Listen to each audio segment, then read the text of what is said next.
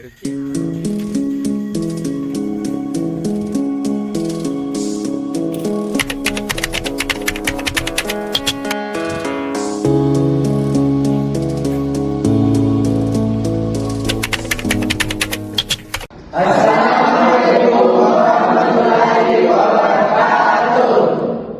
dari kelompok 1 ingin menjelaskan tentang akad qard.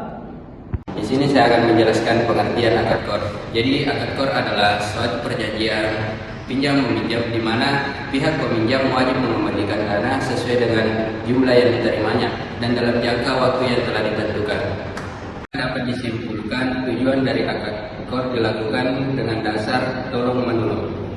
Nah, rukun akad qard yang pertama adalah mukrid atau pemberi pinjaman, yang dimana pihak yang memberikan modal 100% untuk keperluan tertentu. Yang kedua adalah muktarid atau peminjam, yaitu pihak yang menerima modal dan bertanggung jawab untuk mengelolanya. Yang ketiga yaitu akad alaihi atau barang atau hutang, yaitu barang yang digunakan sebagai objek dalam qard. Yang keempat, signat atau ijab kabul, yaitu ucapan antara kedua belah pihak sebagai bentuk syarat terima. Kami di sini menjelaskan syarat-syarat. Pemberi dan penerima pinjaman harus dewasa dan berakal sehat. Pemberi pinjaman harus berniat ikhlas membantu, bukan mencari keuntungan. Pemberi pinjaman tidak boleh mengambil keuntungan dari pinjaman karena hal tersebut dianggap riba yang diharamkan dalam Islam. Pinjaman wajib mengembalikan pinjaman sesuai dengan waktu dan jumlah yang telah disepakati. Dana yang digunakan harus halal dan bermanfaat. Kedua belah pihak harus melakukan akad dengan kerelaan dan tanpa paksaan. Barang yang dipinjamkan harus bisa diukur atau diketahui jumlah dan nilainya.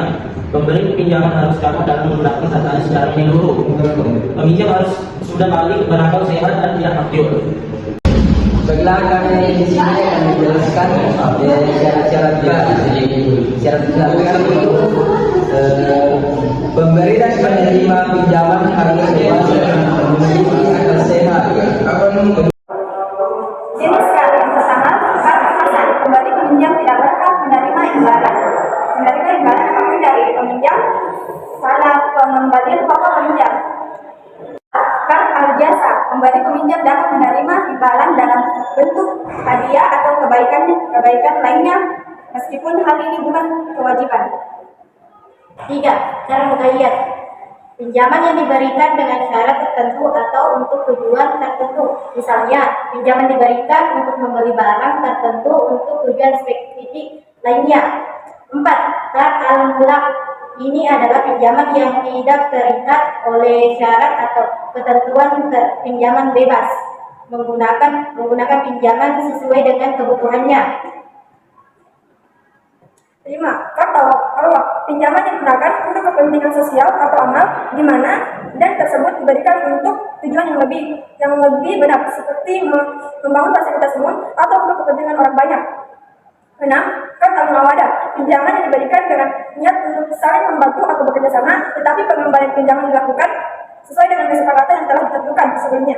Saya akan menjelaskan contoh akad qard.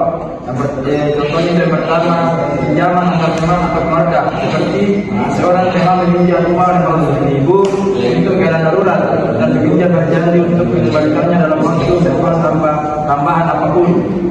Contoh nomor 2. Seorang anggota koperasi syariah meminjam uang 2 juta untuk modal usaha kecil. Uang ini harus dikembalikan sesuai kesepakatan tanpa tambahan keuntungan bagi koperasi. Tentang skema qard. Skema qard itu biasa ada 2 orang, yaitu muktarid dan mukrid. Dan saya kalau seperti contohnya Rafli ingin meminjam dana ke Hizbullah karena ingin membuka sebuah usaha. Rafli mempunyai waktu dan tenaga untuk bekerja, sedangkan Hizbullah hanya memberikan modalnya.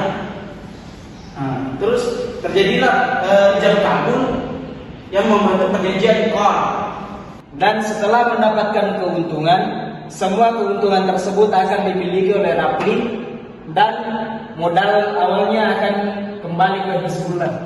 Sekian dari kami bertiga. Wassalamualaikum warahmatullahi wabarakatuh. Itulah tadi video dari kelompok kami penjelasan tentang akad qard.